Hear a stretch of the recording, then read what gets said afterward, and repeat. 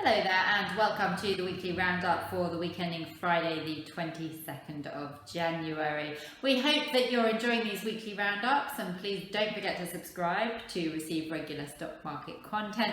Also, any questions you might have, as always, please pop them in the comments box below. We would love to hear from you. And finally, we'd like to invite you to follow our reports on banking stocks, tech stocks, IPOs using the link in the descriptions below.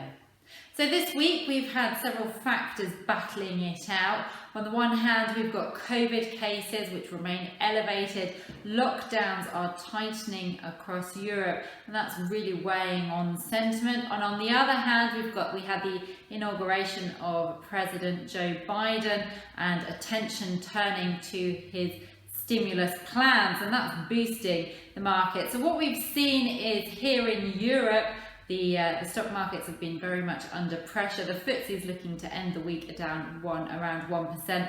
The DAX is pretty much flat, whereas in the US we've got the S&P is looking to end the week so far around 2% higher. And that's as I said, the optimism that's stemming from the prospect for a $1.9 trillion COVID stimulus package. It still needs to get pushed through Congress, but the focus will be very much on how quickly that can happen.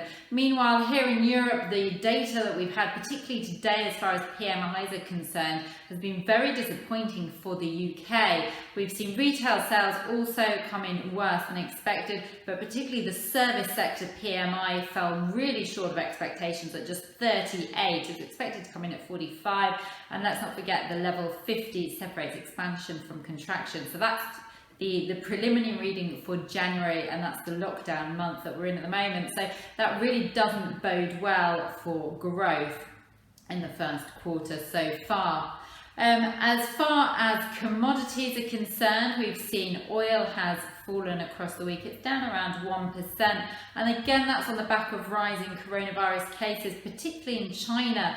China being the largest importer of crude across the globe.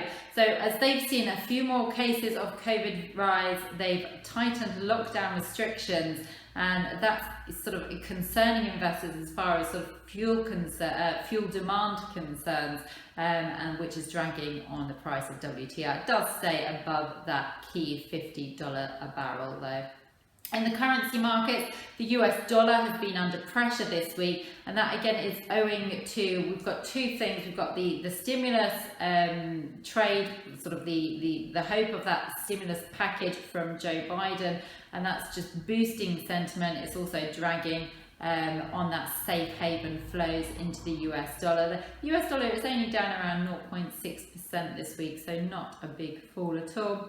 Here in Europe, the pound is actually it's trading pretty well across most of the week until today. It even hit a multi-year high of 137.45 overnight, but on the back of the weak retail sales and PMI data, it's fallen off. It's trading around 136.50 at the time of recording. As far as single stocks are concerned, there have been some big earnings out this week, particularly in the US. But let's just start here in Europe. We've got TUI Travel has had a really bad day, particularly today. It's down 11%, and this is on the back of coronavirus fears, tighter restrictions. We've got seeing this depressed sort of feeling across the travel and tourism stock. EasyJet's down around 4% today. You've got British Airways owner AIG, they're also down over 4%.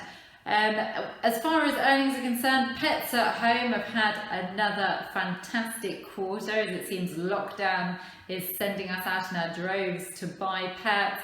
They recorded an 18% increase in revenue in the third quarter, which has boosted the share price around 4% across the week as a whole.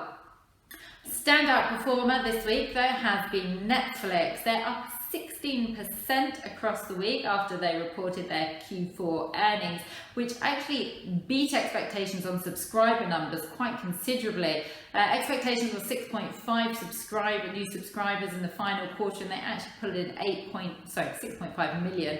They actually pulled in 8.5 million, so that was a really strong quarter for Netflix. They've suggested that they might consider doing a share buyback this year, and well, the share price has gone through the roof to an all-time high.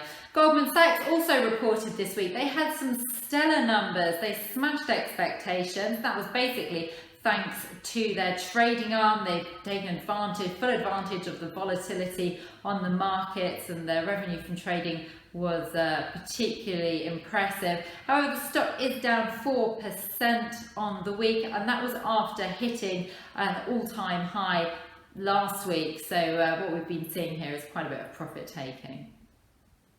As I said, please don't forget to subscribe to receive regular stock market content. Any questions, pop them in the comments box below. We'd love to hear from you, and have a great weekend.